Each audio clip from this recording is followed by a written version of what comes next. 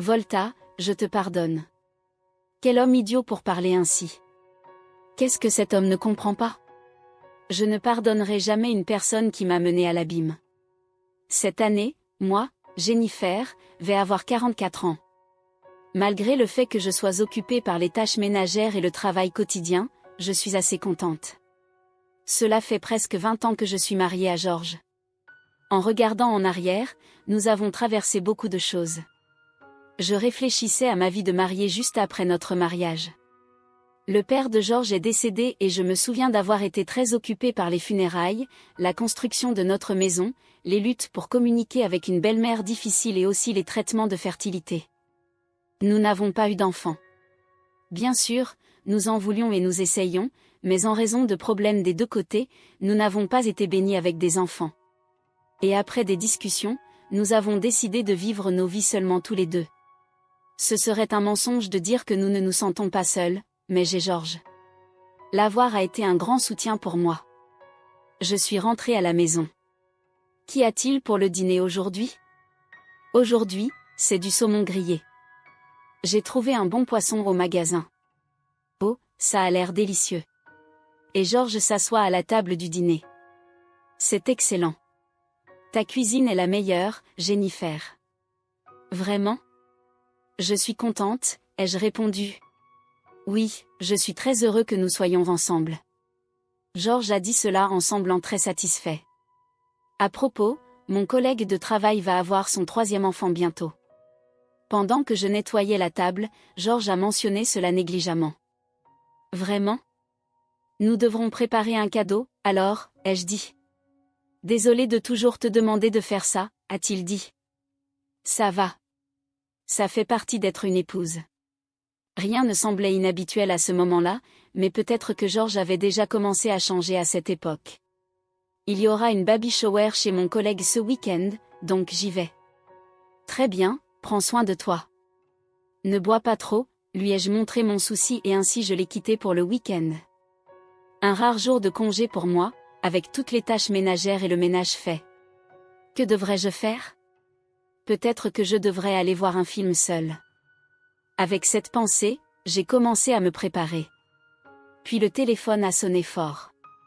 Jennifer, Georges est-il là? C'était ma belle-mère au téléphone.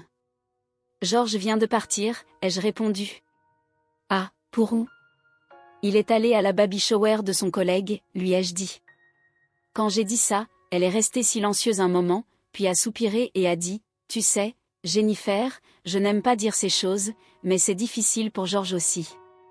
Quand tu ne peux pas avoir ton propre enfant, comment peux-tu célébrer?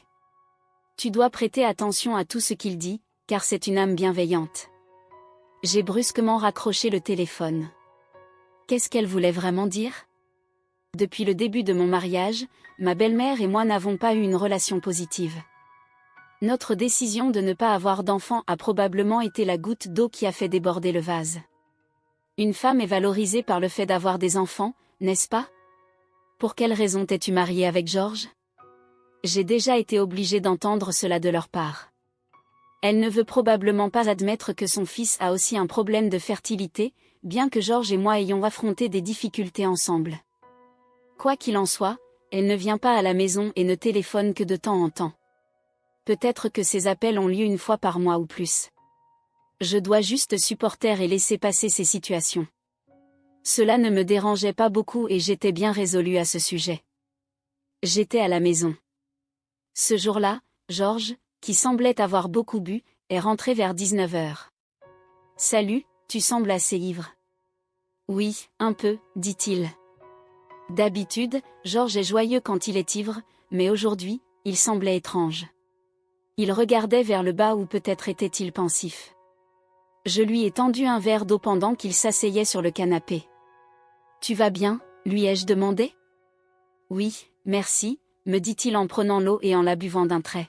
« J'ai vu le bébé, tellement mignon », s'exclama-t-il. Je n'ai pas l'habitude d'entendre Georges parler d'enfants. Nous voulions en avoir, mais nous ne pouvions pas. Chaque fois que nous sommes confrontés à cette réalité, une épine dans mon cœur semble me poursuivre. Je me demande si nous avons encore de l'espoir. Ces mots ont été murmurés par Georges. Qu'est-ce que tu veux dire? Il s'était déjà allongé sur le canapé quand j'ai fini de dire ces mots. Que voulait-il dire? Est-il possible qu'il souhaite avoir des enfants? Beaucoup de pensées traversaient mon esprit. Après avoir observé le bébé de près, il a dû y penser un moment. J'ai essayé de me calmer en pensant de cette façon, mais à partir de ce jour-là, le comportement de Georges a commencé à changer. Le dîner de ce soir est ton préféré, steak au poivre. Ah, vraiment, répondit-il. Normalement, Georges serait enthousiaste, mais sa réponse était étrangement froide. Peut-être qu'il est fatigué du travail. Peut-être qu'il vaut mieux ne pas trop insister dans des moments comme celui-ci. J'ai décidé de l'observer silencieusement. Cependant, après un moment, quand j'ai dit « Eh, je veux aller faire du shopping ce week-end, tu peux m'emmener ?» C'est un gaspillage d'essence, vas-y seul, m'a-t-il dit sèchement. Mais porter des choses lourdes seul peut être vraiment difficile, lui ai-je dit. Il ne parlerait jamais ainsi normalement. Son changement soudain m'a laissé perplexe. Et, la nourriture aujourd'hui est horrible. Si tu es à la maison, fais au moins un peu de ménage. Ne me parle pas. Georges a commencé à dire des choses comme ça. Aurait-il développé une maladie, ai-je immédiatement pensé? J'ai entendu dire que la personnalité peut changer avec une tumeur au cerveau.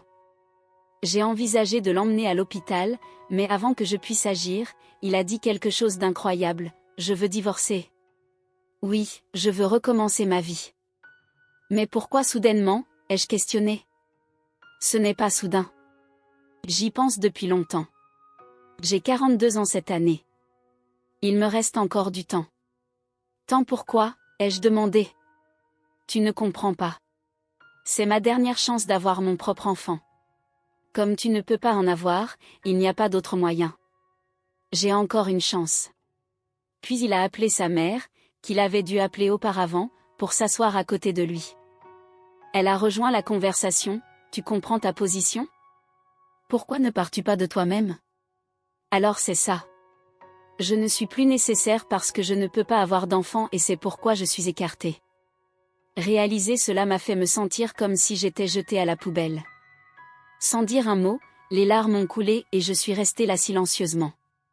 Ma belle-mère avait un regard triomphant sur son visage. Peut-être qu'une belle fille qui ne pouvait pas avoir d'enfant n'a jamais été désirée dès le départ. Georges ramènera à la maison une jeune et belle épouse, bien sûr, pour avoir des enfants avec elle.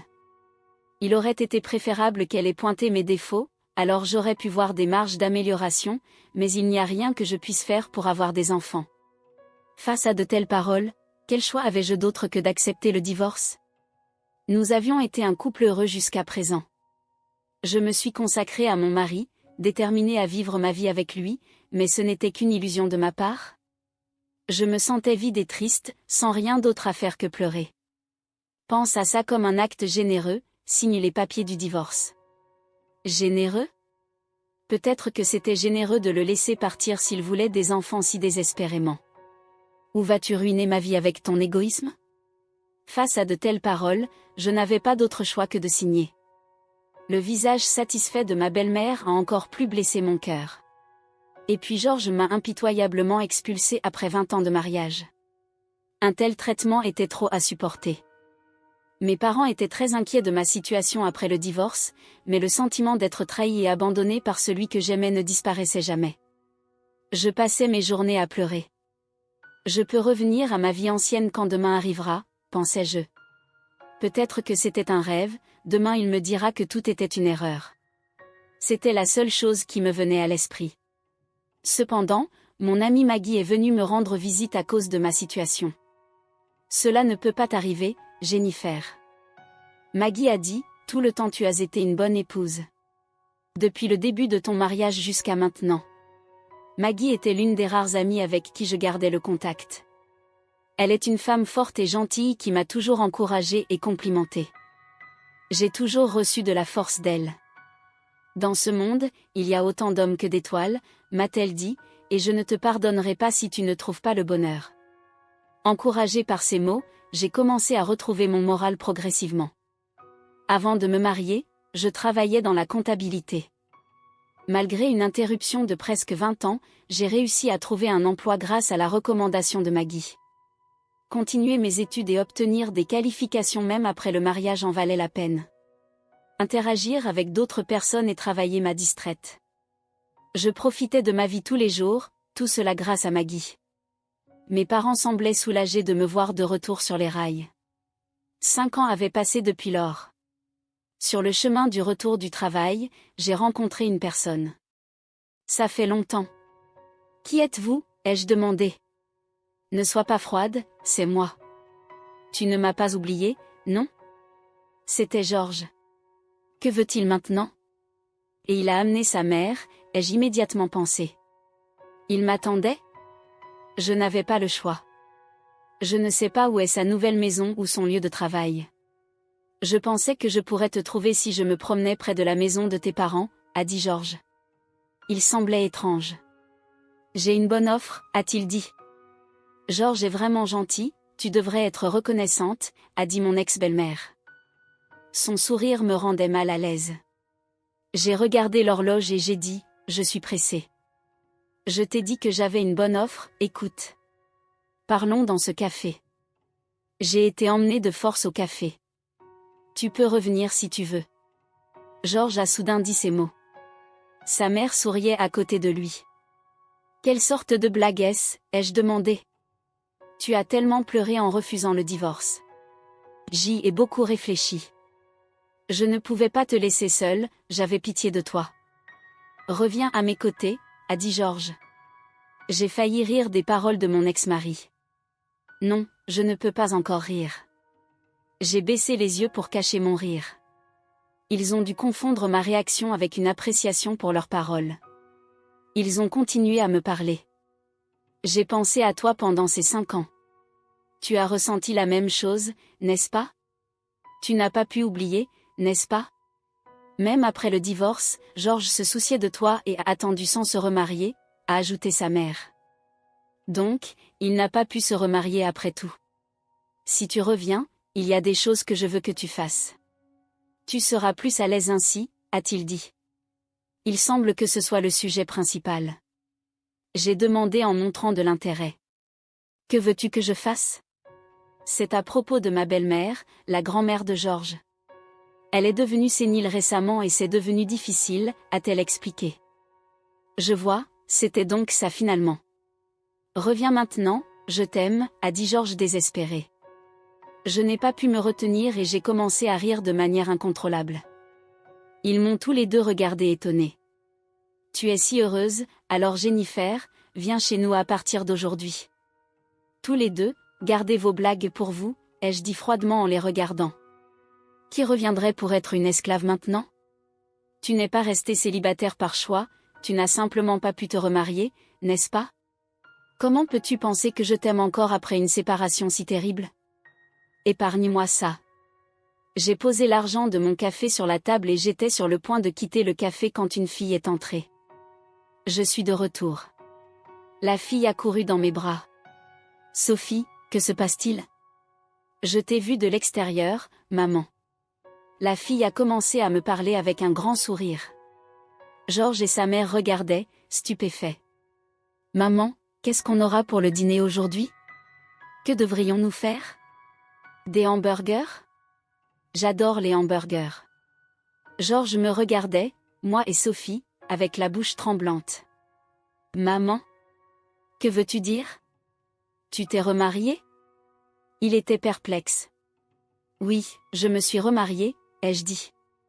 Bien sûr qu'il ne le saurait pas, car je ne l'avais pas dit. Mes voisins avaient juré de garder ma situation actuelle secrète, donc ils n'avaient probablement obtenu aucune information. C'est un mensonge, tu étais tellement contre me laisser. Georges murmurait pour lui-même, la tête dans les mains, disant que c'était un mensonge. Et, de combien d'années parles-tu? Ça fait 5 ans depuis lors. Bien sûr que je me remarierai. J'ai demandé à Sophie d'attendre à côté et je me suis approchée d'eux. Mais c'est bien que tu sois venue. Je voulais vraiment te dire quelque chose. Je suis très reconnaissante que tu m'aies divorcée. Grâce à ça, j'ai rencontré une personne merveilleuse et j'ai même pu expérimenter d'élever un enfant. Merci de m'avoir laissé à cette époque. J'ai dit ça avec un sourire radieux. Le visage de Georges était si pâle et comique alors qu'il ouvrait et fermait la bouche en état de choc. Voir son visage m'a fait sentir comme si j'avais nettoyé toutes les douleurs des 5 dernières années.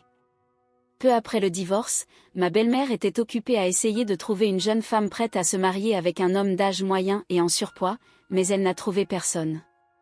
Ce serait difficile pour Georges avec une belle-mère comme ça, même si elle était plus jeune. Il n'y a eu aucun résultat, malgré les tentatives de demander à des connaissances ou de participer à des réunions. Leur rêve de se remarier s'est éteint. Après cela, la grand-mère de Georges a souffert de démence. Ma belle-mère a dû penser, pourquoi ne pas la ramener? Quelles personnes idiotes! Pourquoi croiraient-ils que j'attendrais pour eux après 5 ans? Je suis très heureuse maintenant parce que j'ai un mari gentil et une jolie fille de 7 ans. Grâce à la recommandation de Maggie, j'ai rencontré mon mari et nous avons commencé à sortir ensemble. Nous nous sommes mariés après mon divorce. L'avenir peut apporter des difficultés, mais je ferai tout ce que je peux pour sauver ma fille. Peu importe si nous sommes biologiquement liés ou non. Après tout, Sophie est ma fille. Si vous avez aimé cette histoire, laissez un like et n'oubliez pas de vous abonner à la chaîne. Passez une excellente journée.